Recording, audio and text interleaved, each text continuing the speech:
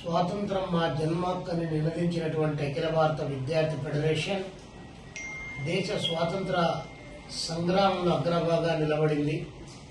తదనంతరం జరిగినటువంటి పోరాటాల్లో విద్య అందరికీ కావాలి, కొంతమందికి మాత్రమే సౌకర్యంగా ఉండకూడదని చెప్పి education is rights not a privilege అని చెప్పి ఢిల్లీ నుంచి గల్లీ వరకు పోరాటాలు నిర్వహించి విద్యార్థులకు సామాజిక న్యాయం కావాలని చెప్పి, అదేవిధంగా విశ్వవిద్యాలయాల్లో ప్రజాస్వామిక హక్కులు పరిడవిల్లాలని చెప్పి పోరాటం చేసినటువంటి సంఘం అఖిల భారత విద్యార్థి ఫెడరేషన్.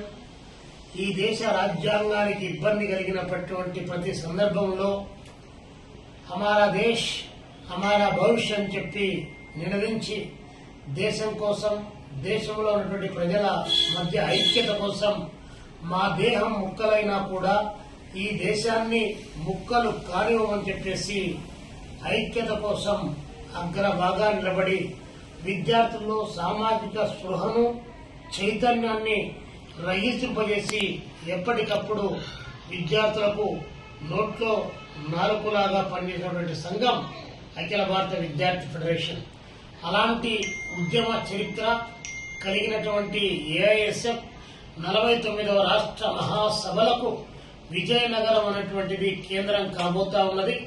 మరి విజయనగర జిల్లా యొక్క ప్రాశస్తాన్ని గాని, విజయనగర జిల్లా యొక్క పుట్టుక గాని, దీని సాహిత్యాన్ని గాని, అదేవిధంగా సాంస్కృతిక రంగాన్ని గాని ఒక్కసారి పరిశీలన చేస్తే ఈ జిల్లాలో ఈ మహాసభల నిర్వహణటువంటిది చాలా గొప్ప అవకాశంగా భావిస్తా ఉన్నాం. మరి ఈ జిల్లా ప్రజానీకం, విద్యావేత్తలు, మేధావులు, ప్రొఫెసర్స్, వ్యాపార, రాజకీయ, వాణిజ్యవేత్తలందరూ కూడా హితోధికంగా సహకరించి అఖిల భారత విద్యార్థి ఫెడరేషన్ ఏఐఎస్ఎఫ్ 49వ రాష్ట్ర మహాసభలను విజయవంతం చేయడం ద్వారా అందరికీ విద్య కల్పించాలనే నినాదాన్ని మరింత ముందుకు తీసుకొని పోవడానికి నేటి పాలక వర్గాలు అవలంబిస్తున్నటువంటి విద్యా వ్యాపారీకరణ, కాషాయీకరణ, కార్పొరేటీకరణకు వ్యతిరేకంగా విద్యార్థులను కూడగట్టడానికి ఈ యొక్క మహాసభలు ఎంతో తోడ్పడతాయని చెప్పి ఈ సందర్భంగా తెలియజేస్తా ఉన్నాం. నేటి పాలక వర్గాలు పైన కింద, అటు కేంద్రంలో ఇటు రాష్ట్రంలో విద్యారంగాన్ని వ్యాపారీకరణ చేయడానికి ఉర్రూతలవుతా ఉన్నారు. మొత్తం మెడికల్ ఎడ్యుకేషన్ ఈరోజు అమ్మకానికి ప్రవేశపెట్టినటువంటి పరిస్థితి కళ్ల ముందు కనిపిస్తా ఉంది. కార్పొరేట్ విద్యా వ్యవస్థలో కాసులు కురిపిస్తేనే పుస్తకాలు, చదువులు అనేటువంటి పద్ధతిలో కొనసాగుతా ఉన్నాయి.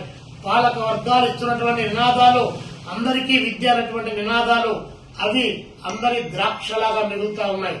ఆచరణలో అక్షరాలు అందరికీ, చదువులు మాత్రం కొందరికి అయినటువంటి పద్ధతిలో తయారైనటువంటి నేపథ్యంలో అక్షరాలతో పాటు చదువులు కూడా అందరికీ దక్కాలి. ఇందులో కులం, మతం, ప్రాంతం అనే దాంతో సంబంధం లేకుండా